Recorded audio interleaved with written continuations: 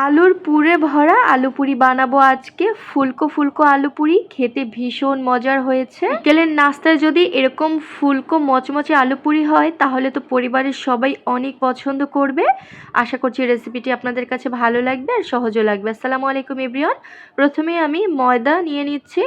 এখানে আমি 1 কাপের মতো ময়দা নিয়েছি। স্বাদ মতো লবণ দিয়ে দিচ্ছি, 2 টেবিল চামচ সয়াবিন তেল আর কালো জিরা দিয়ে দিলাম কিছুটা। পছন্দ না করলে কালো জিরাটা স্কিপ করবেন। তারপর সামান্য পরিমাণ নর্মাল পানি দিয়ে আমি শক্ত একটি ডো তৈরি করে নিয়েছি। ডোটা মেখে নেওয়া হয়ে গেলে হাতে সামান্য সয়াবিন তেল মেখে আবারও ডোটাকে একটু মেখে নিয়ে তারপরে ঢাকনা দিয়ে ঢেকে রেখে দেব 1 ঘন্টার মতো। এখানে আমি আলুর পুর তৈরি করার জন্য সিদ্ধ আলু নিয়েছিলাম, শুকনো মরিচ ভেজে রেখেছিলাম, পেঁয়াজ বেরেস্তা, গরম মশলার গুঁড়া, স্বাদমতো লবণ আর একটা ডিম ভেজে আমি ঝুরি করে নিয়েছিলাম, সেটা অ্যাড করে দিয়েছি।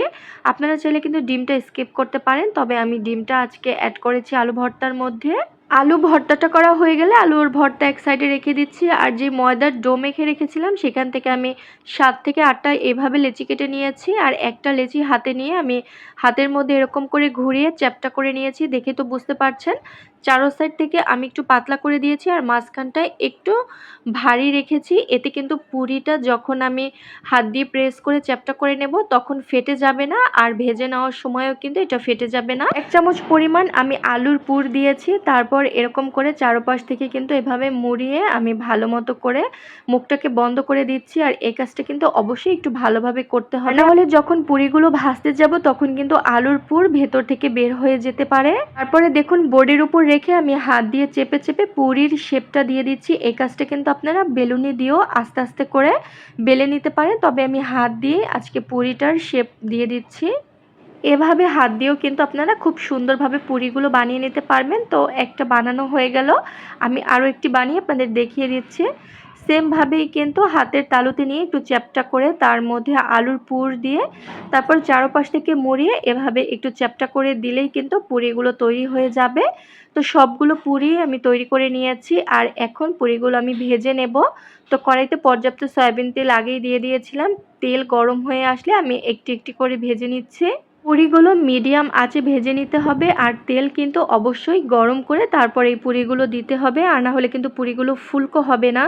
তো উপর থেকে আমি এরকম একটু গরম তেল দিয়ে দিচ্ছি। এরকম গরম তেল দিয়ে দিলে কিন্তু পুরিগুলো প্রত্যেকটা পুরি অনেক ফুলকো হবে। তো দেখুন প্রথম ভেজে নেওয়া পুরিটাই কিন্তু মাশাল্লাহ অনেকটা ফুলকো হয়েছে। আর এখন আমি ভালো মতো করে উল্টে পাল্টে একটু গোল্ডেন ব্রাউন কালার হওয়ার আগ পর্যন্ত অপেক্ষা করব।